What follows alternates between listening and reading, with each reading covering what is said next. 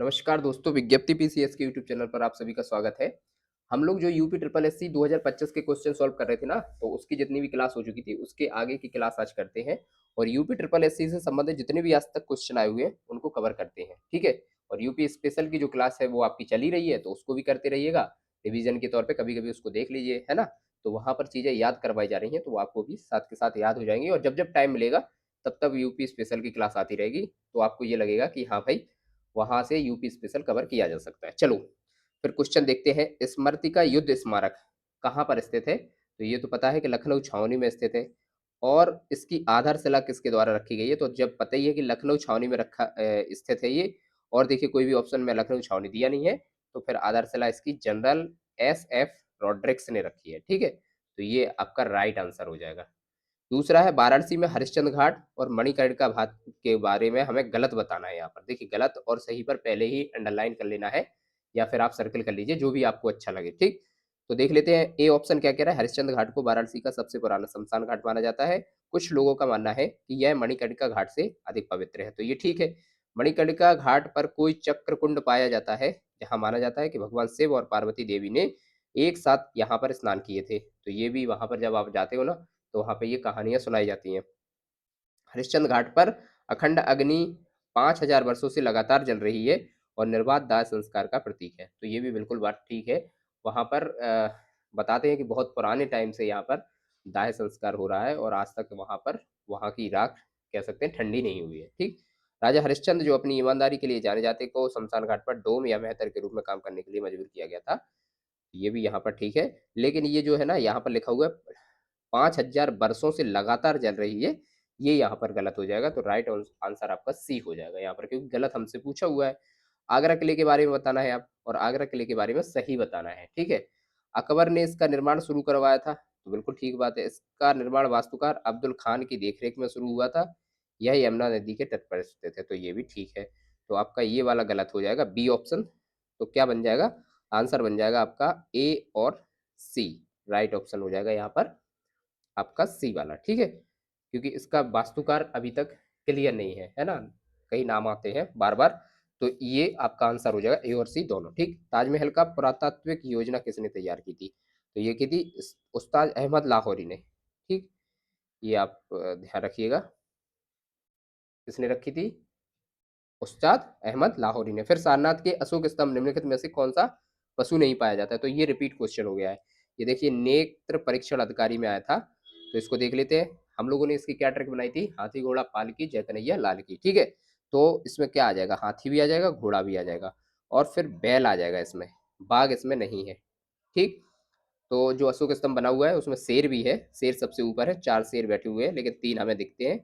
उसके नीचे बीच में शेर है और राइट हैंड पर हाथी है और लेफ्ट हैंड पर आपका देखा जाए तो घोड़ा है। घोड़ा क्या है? रफ्तार का प्रतीक है। बैल शक्ति का हाथी शक्ति का प्रतीक है और बैल कार्य का प्रतीक है, मतलब मेहनती, है ना?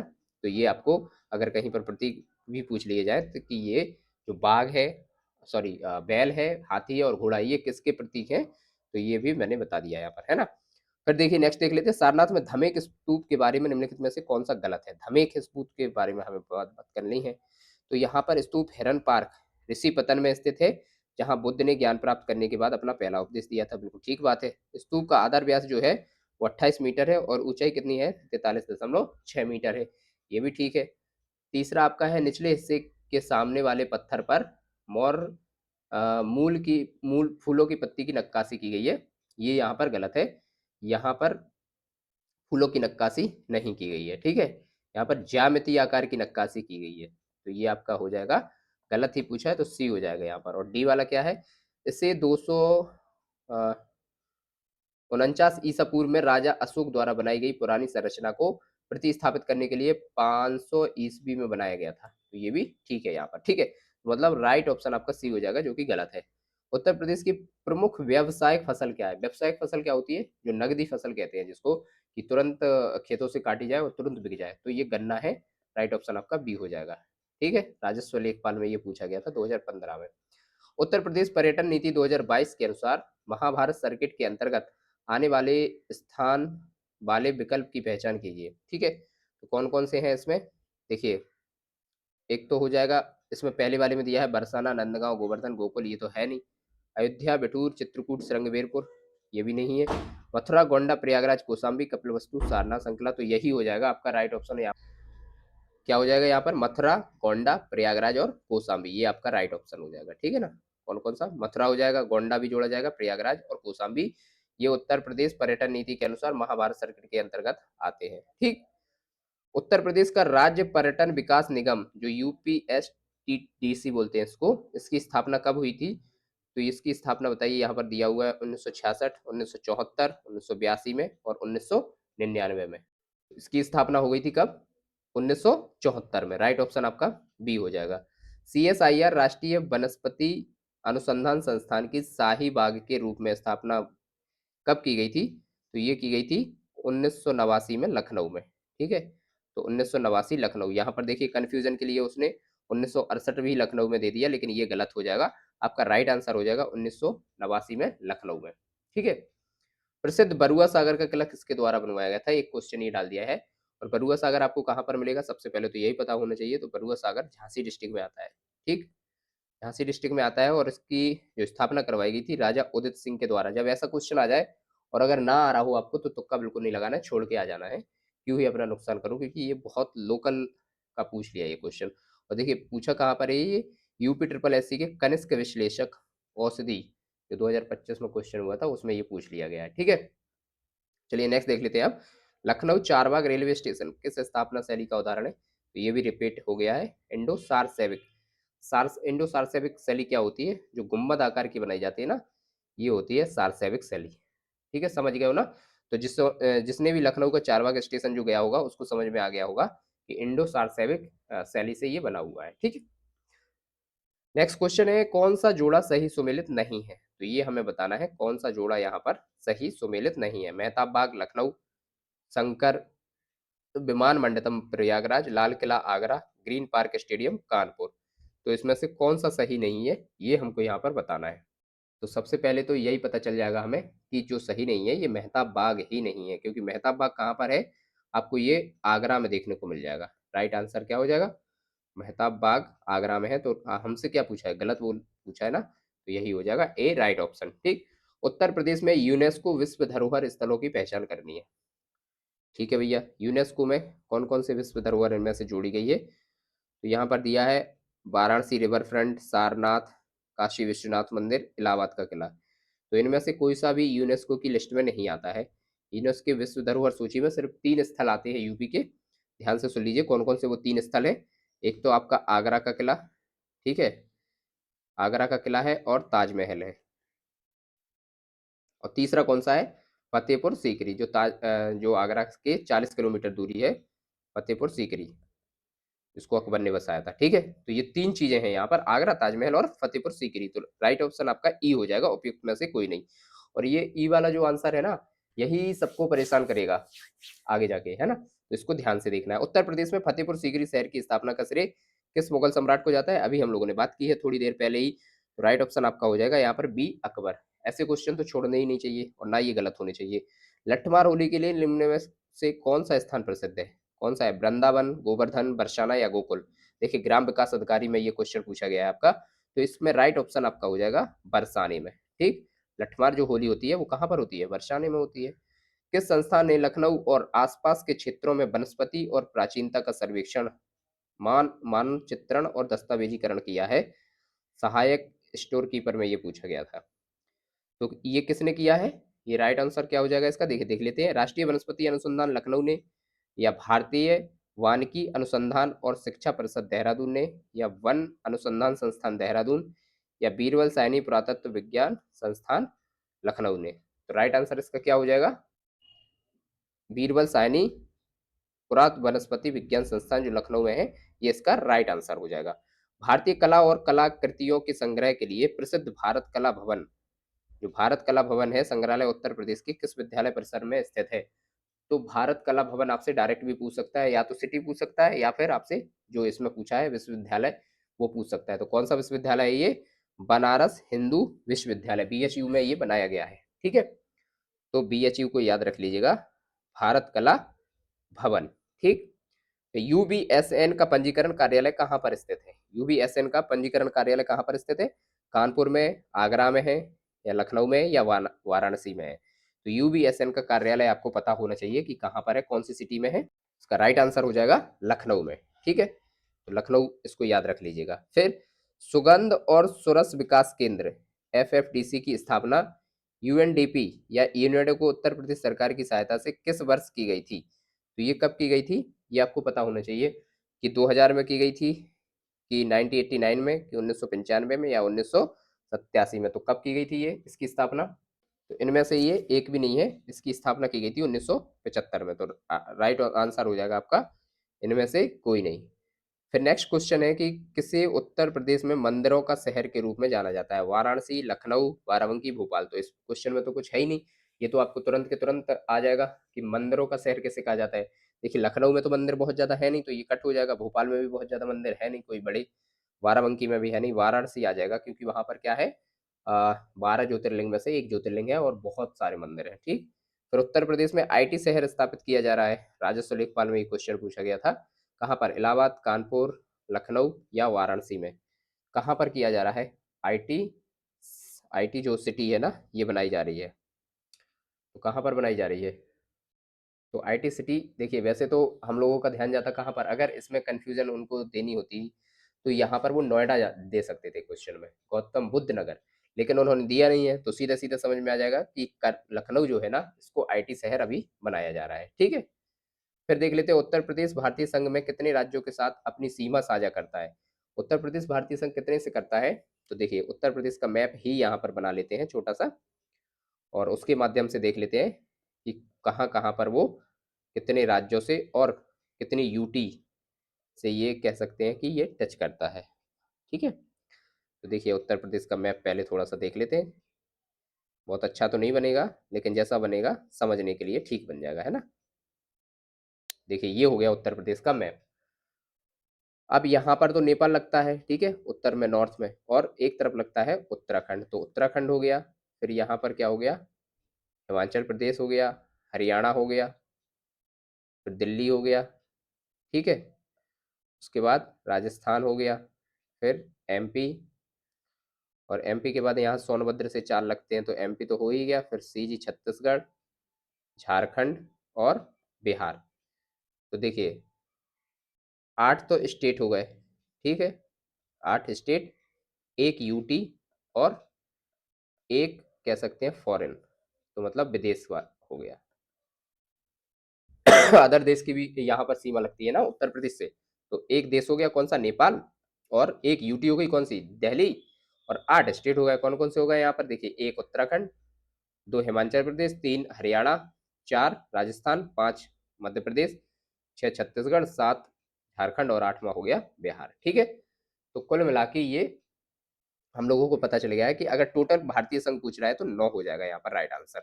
उत्तर प्रदेश की अर्थव्यवस्था किस पर आधारित है? तो अभी भी ऐसा नहीं है। उत्तर प्रदेश की जो अर्थव्यवस्था है वो किस चीज पर? मत्स्य पालन पर तो है नहीं, टोटल कृषि पर तो है नहीं, सॉरी कृषि पर है, और कपड़े पर है नहीं, खनन पर है नहीं। तो राइट आंसर आपका बी कृषि हो जाएगा। फिर चमड़े की वस्तुओं के लिए प्रसिद्ध जिले हैं। कौन कौन से जिले हैं ये तो देखते ही हो जाएगा। देखिए जौनपुर रामनगर तो है नहीं, तो ये तो कट हो जाएगा। सोनभद्र इलाहाबाद भी नहीं है, ये भी कट हो जाएगा। मुरादाबाद लखनऊ भी नहीं है, ये भी कट हो जाएगा। राइट आंसर आ जाएगा आपका आगरा और कानपुर।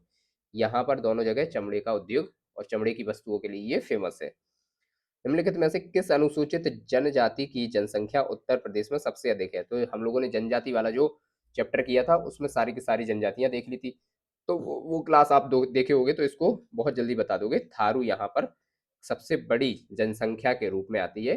थारू उत्तर प्रदेश की सबसे बड़ी अनुसूचित जनजाति है। ठीक है, फिर ये क्वेश्चन जो दिए हैं ये कहीं पर आए नहीं है, लेकिन फिर भी हम लोग सॉल्व कर लेते, कहीं आ गए तो, और फिर इसको समझ लेंगे। ठीक है, पादपालय एक सुविधा है किसकी? रोग मुक्त परिस्थितियों में पौधे उगाने के लिए, पौधों को संकटापन्न प्रजातियों के संरक्षण के लिए, नियंत्रित परिस्थितियों में पौधे उगाने के लिए। तो राइट आंसर आपका यही हो जाएगा, नियंत्रित परिस्थितियों में पौधे को उगाने के लिए। भारत में जमींदारी भू व्यवस्था किसके काल में लागू की गई थी?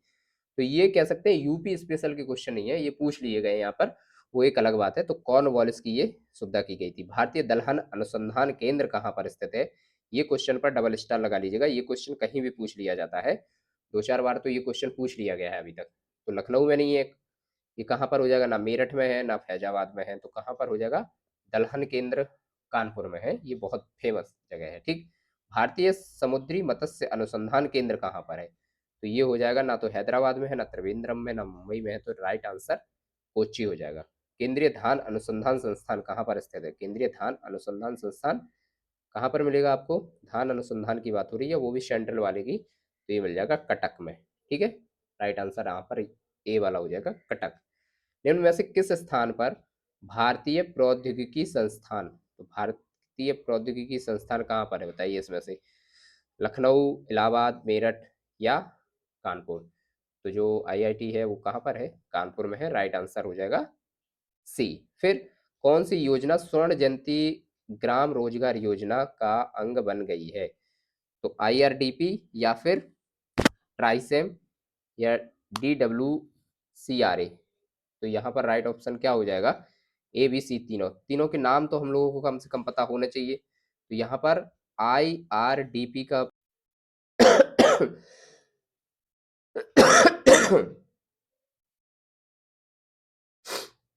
स्थाई महालवाड़ी और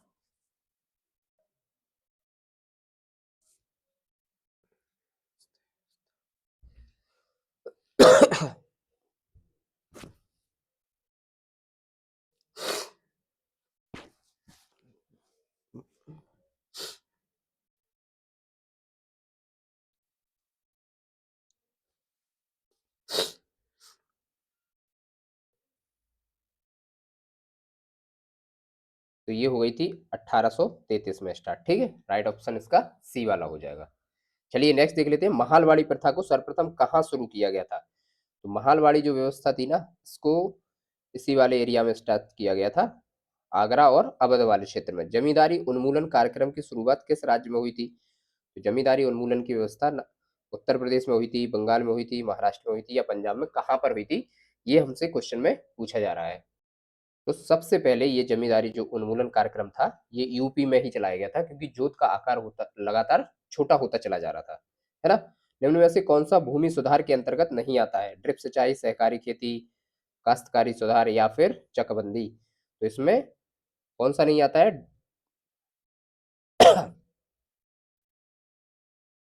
ड्रिप सिंचाई जो है ना ये टेक्निकल चीजों में आ जाएगी, ये भूमि सुधार में नहीं आएगा, है ना।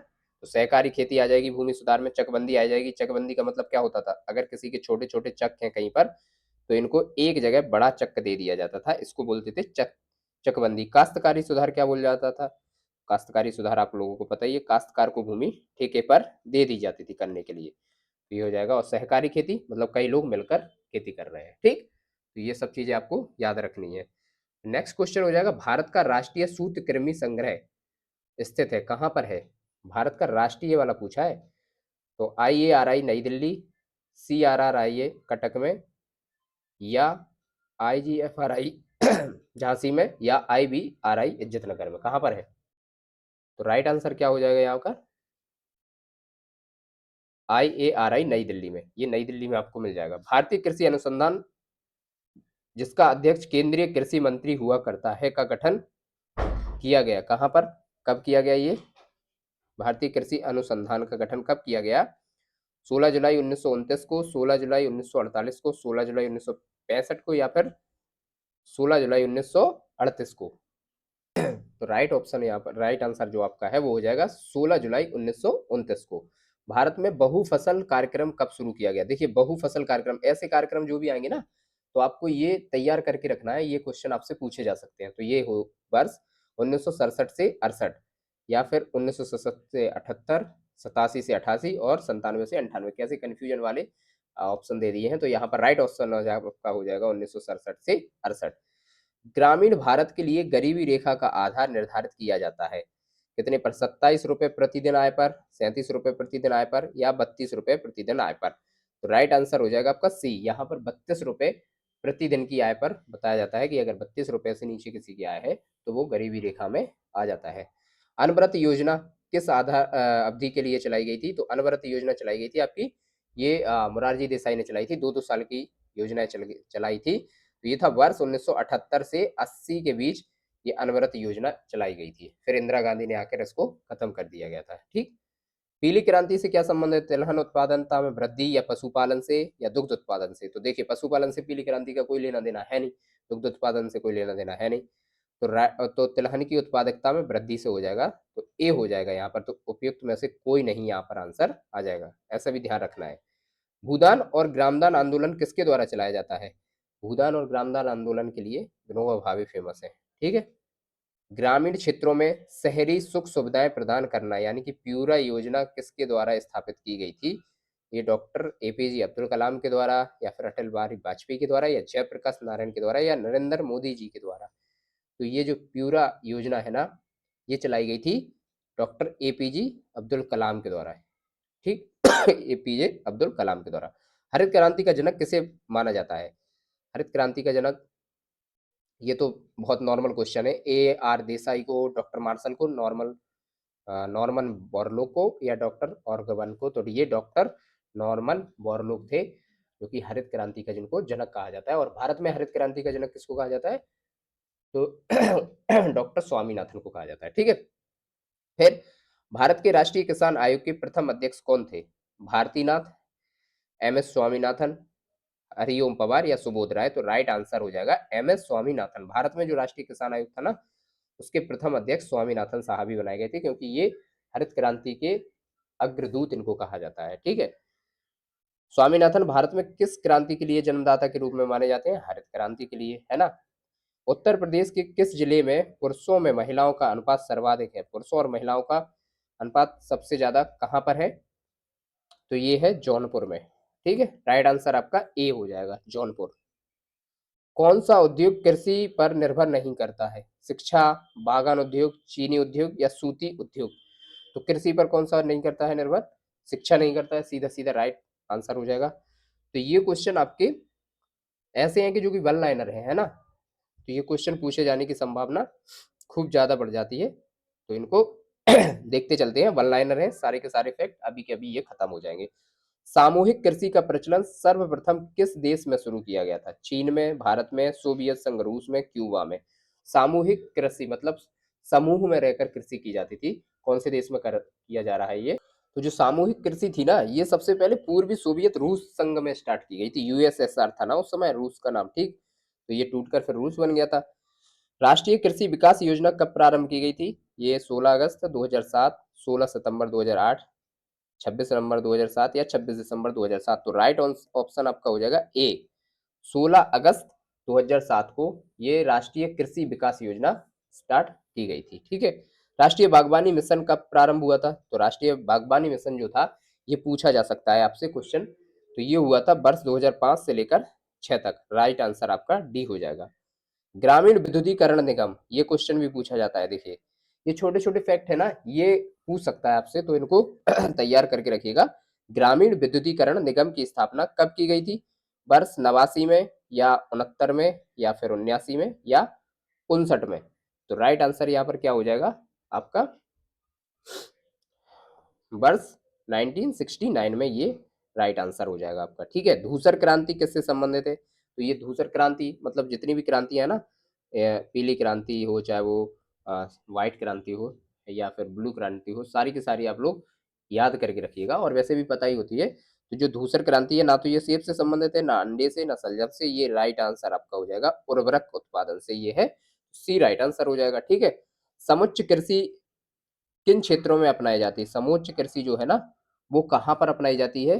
बाढ़ प्रभावित क्षेत्रों में, मृदा विकसित क्षेत्रों में, क्षारीय मृदा क्षेत्र में, या अपरदन प्रभावित पहाड़ी क्षेत्र में? तो ये समोच्च कृषि की बात यहाँ पर हो रही है। ये कहाँ पर हो जाती है? ये अपरदन प्रभावित पहाड़ी क्षेत्र में, समोच्च कृषि क्षेत्रों में ये की जाती है। तो राइट आंसर इसका हो जाएगा डी, अपरदन प्रभावित पहाड़ी क्षेत्र में। नेक्स्ट क्वेश्चन देख लेते हैं। उत्तर प्रदेश में संतरे की पैदावार वाला प्रमुख जिला निम्नलिखित में से कौन सा है? लखनऊ, उन्नाव, सहारनपुर, या इलाहाबाद, प्रयागराज? तो यहाँ पर जो संतरे की खेती की जाती है ना, सहारनपुर में की जाती है, क्योंकि ये उत्तराखंड से लगा हुआ एरिया है और बहुत पहाड़ी इलाका है। तो यहाँ पर खूब ज्यादा आपकी मिलेगी क्या? संतरे की पैदावार। और आम की भी मिलती है यहाँ पर, लेकिन संतरे की ज्यादा होती है। ठीक। उत्तर प्रदेश में आंवले का सर्वाधिक उत्पादन करने वाला जिला कौन सा है? ये तो सबको पता होना चाहिए। रायबरेली, अयोध्या, फैजाबाद, प्रतापगढ़, या प्रयागराज? कौन सा है इनमें से? प्रतापगढ़ में सबसे ज्यादा आंवले किए जाते हैं। Central grassland and fodder research institute कहाँ पर स्थित है? तो ये तो झांसी में है, तो इसको तो पढ़ना नहीं है, हम लोगों ने पढ़ा था। सेंट्रल यूनिवर्सिटी उत्तर प्रदेश में कितनी सेंट्रल यूनिवर्सिटी थी? छह में से एक ये थी झांसी वाली, जो कि कब बनाई गई थी? 2014 में। ठीक है, तो इसको याद करके रखिएगा। कौन सा भारत का शक्कर का प्याला कहलाता है? भारत का शक्कर का प्याला कौन से स्टेट को कहा जाता है? आंध्र प्रदेश, बिहार, पंजाब या उत्तर प्रदेश? राइट आंसर आपका हो जाएगा उत्तर प्रदेश, डी। ठीक। उत्तर प्रदेश की प्रमुख नगदी फसल की अगर हम बात करें तो नगदी फसल में क्या आता है? ये क्वेश्चन पहले भी रिपीट हो चुका है और फिर से हो रहा है। नगदी फसल वो फसल होती है जो खेत से काटकर डायरेक्ट बेच दी जाए, तो गन्ना इसका राइट आंसर हो जाएगा सी। उत्तर प्रदेश में सर्वाधिक क्षेत्रफल वाली आम की प्रजाति कौन सी है? सर्वाधिक क्षेत्रफल वाली, सबसे ज्यादा आम जो उत्तर प्रदेश में होता है ना, कौन सा होता है? चौसा, दशहरी, लंगड़ा या सफेदा? तो दशहरी आम जो उत्तर प्रदेश में होता है वो सबसे ज्यादा होता है। भारत में प्रथम कृषि विश्वविद्यालय की स्थापना कहाँ की गई थी? तो ये कहाँ की गई थी? जबलपुर में, कानपुर में, अयोध्या में या पंतनगर में? तो राइट आंसर हो जाएगा आपका डी, पंतनगर में। ठीक है। उत्तर प्रदेश में किसान बही योजना कब लागू की गई थी? किसान बही योजना जो उत्तर प्रदेश में है वो 1954 में, 1978 में, और या फिर 1992 में या 1996 में? तो राइट आंसर हो जाएगा यहाँ पर 1992 में किसान बही योजना लागू की गई थी।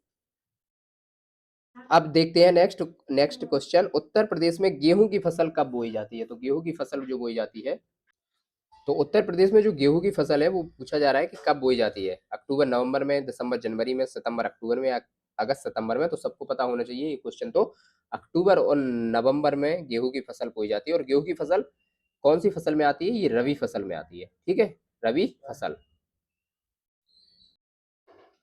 फिर इसके बाद है उत्तर प्रदेश एड्स नियंत्रण प्रकोष्ठ की स्थापना कब की गई थी? तो ये की गई थी, बताइए कब की गई थी? 90 में, 91 में, 92 में या 94 में? तो अगस्त 1992 में ये की गई थी। तो राइट आंसर इसका सी हो जाएगा। उत्तर प्रदेश में सीलिंग कानून की बात की जा रही है। सीलिंग कानून कब लाया गया था? तो उत्तर प्रदेश में जो सीलिंग कानून का मतलब क्या होता था, मतलब जिसके पास मान लीजिए बहुत ज़्यादा भूमि है तो उसको कम करके दूसरे लोगों को ट्रांसफर किया जाता था, क्योंकि एक ही इंसान बहुत ज़्यादा खेती ना रख सके, है ना। तो इसके लिए लाया गया था सरकार के द्वारा सीलिंग कानून।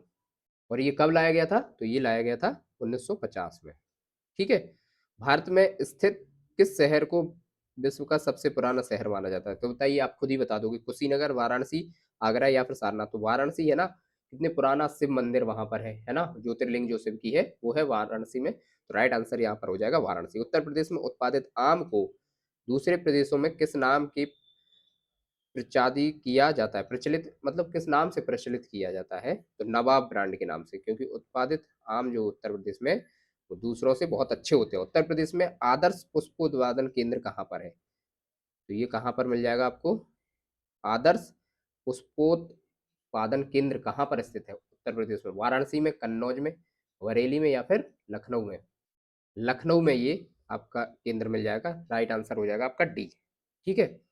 चलिए नेक्स्ट देख लेते हैं। उत्तर प्रदेश में किस जिले में पुष्प से इत्र बनाया जाता है? तो ये तो क्वेश्चन करने वाला है ही नहीं, ये तो सबको पता होना चाहिए, कन्नौज में, है ना। उत्तर प्रदेश के किस जिले में पटसन की खेती की जाती है? देवरिया और गोरखपुर में पटसन की खेती सबसे ज्यादा की जाती है। तो देवरिया और गोरखपुर, आपको इसकी लोकेशन भी पता होनी चाहिए।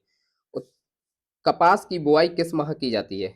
कपास की बुआई अभी ये जो सीजन चल रहा है ना, इसी टाइम पे की जाती है। तो अप्रैल और मई में कपास की बुआई की जाती है। सरदार वल्लभ भाई पटेल कृषि एवं प्रौद्योगिकी विश्वविद्यालय कहाँ पर स्थित है? तो ये मेरठ, आगरा, बरेली या कन्नौज? कहाँ पर स्थित है? मेरठ में स्थित है ये सरदार वल्लभ भाई पटेल कृषि और प्रौद्योगिकी विश्वविद्यालय। कौन सा जिला अमरूद के लिए फेमस है यूपी में? तो कौन सा जिला फेमस है? प्रतापगढ़ तो आमले के लिए है, लखनऊ आम के लिए, सहारनपुर संतरे के लिए, तो प्रयागराज हो जाएगा यहाँ पर अमरूद के लिए। प्रयागराज जो इलाहाबाद पहले इसका नाम था, ये अमरूद के लिए फेमस है। मान्यवर श्री काशीराम जी कृषि प्रौद्योगिकी विश्वविद्यालय कहाँ पर है? काशीराम जी कृषि प्रौद्योगिकी विश्वविद्यालय, ये ना तो मेरठ में है, मेरठ में तो कौन सा? सरदार वल्लभ भाई पटेल। ठीक है, कन्नौज में है नहीं, चित्रकूट में नहीं है, बांधा में ये आपको मिल जाएगा। जो बुंदेलखंड के 7 डिस्ट्रिक्ट हम लोगों ने पढ़े थे ना, उसमें से एक बांदा भी है। काशीराम जी कृषि और प्रौद्योगिकी विश्वविद्यालय आपको यहाँ पर मिल जाएगा। राज्य का कौन सा जिला पानोत्पादन के लिए फेमस है? पान के लिए फेमस है, मतलब पान के उत्पादन के लिए कौन सा जिला फेमस है? तो ये है ललितपुर, है नहीं है, वाराणसी है नहीं, कानपुर है नहीं, महोबा है, क्योंकि महोबा के पान को जीआई टैग भी मिल रखा है। ये तो बहुत सरल क्वेश्चन में आता है। ठीक है, ये आपको पता होना चाहिए। उत्तर प्रदेश कृषि अनुसंधान परिषद की स्थापना कब की गई थी? तो कृषि अनुसंधान परिषद जो है ना, इसकी स्थापना कब की गई थी? ऐसे क्वेश्चन जो सन वाले रहेंगे, इनको लिख-लिख कर आप याद करते रहिएगा, कभी भी आपसे ऐसे क्वेश्चन पूछ लेगा।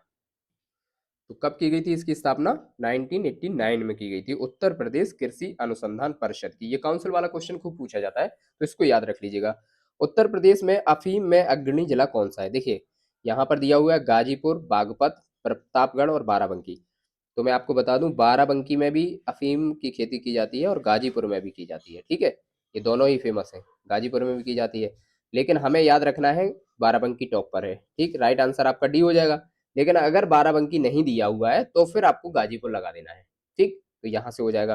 देश का प्रथम बागवानी कॉल सेंटर कहाँ पर है? तो प्रथम बागवानी जो कॉल सेंटर है देश का, वो आपको मिलेगा लखनऊ में, ठीक। तो राइट आंसर इसका ए हो जाएगा, लखनऊ। उत्तर प्रदेश में मत्स्य विभाग स्वतंत्र रूप से, इसकी स्थापना कब की गई थी? मत्स्य विभाग की स्थापना, यहाँ पर ऐसे क्वेश्चन जब भी आएंगे ना फैक्ट वाले, तो आपको ध्यान से थोड़ा देखना है कि इसकी स्थापना कब की गई थी। राइट आंसर क्या हो जाएगा यहाँ पर आपका? 1966 में, ठीक है। सी राइट आंसर हो जाएगा, मत्स्य विभाग 1966। चंद्रशेखर आजाद कृषि और प्रौद्योगिकी विश्वविद्यालय कहाँ स्थित है?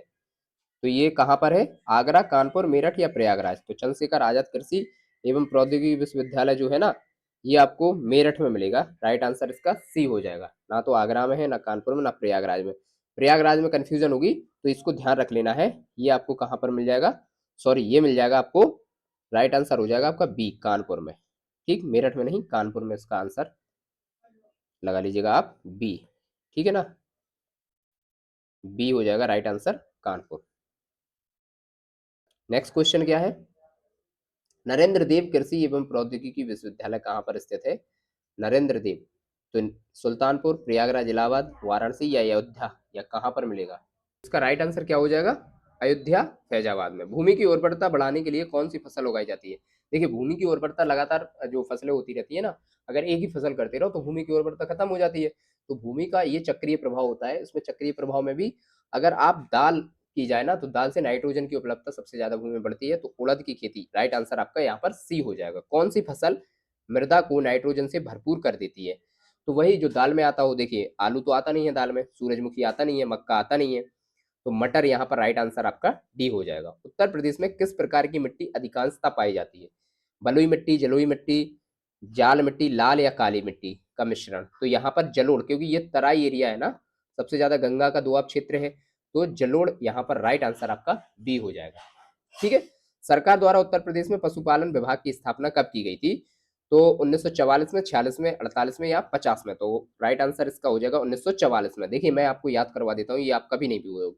उत्तर प्रदेश में पशुपालन विभाग आपसे पूछा जाए ना, तो पशुओं के कितने कितने पैर होते हैं? चार चार पैर होते हैं ना। तो राइट आंसर आपका ए हो जाएगा 1944 में।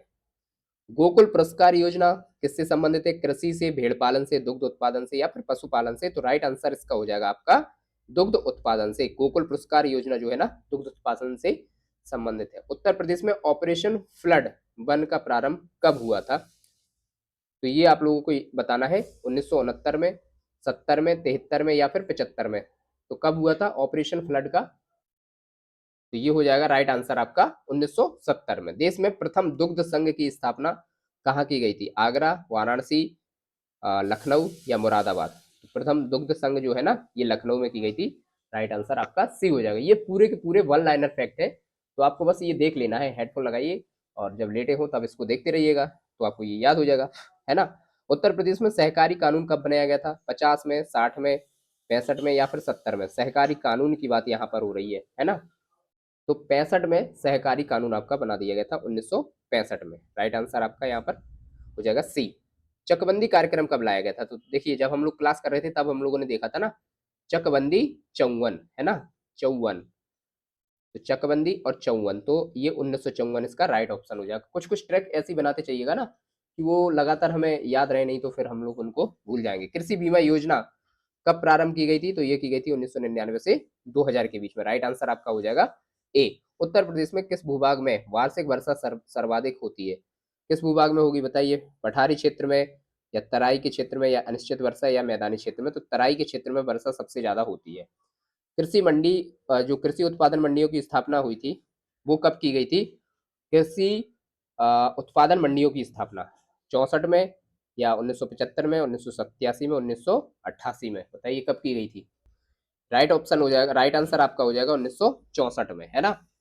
तो जो कृषि उत्पादन मंडी है वो 1964 में बनाई गई थी। उत्तर प्रदेश कृषि विविधीकरण परियोजना किसकी सहायता से चलाई जा रही है? नाबार्ड की, आईएमएफ के, या फिर विश्व बैंक या सहकारी बैंक?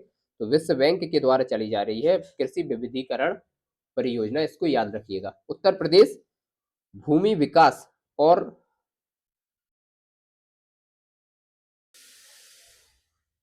एवं जल संसाधन विकास प्रशिक्षण संस्थान कहाँ पर है? बताइए, कानपुर में, मेरठ में,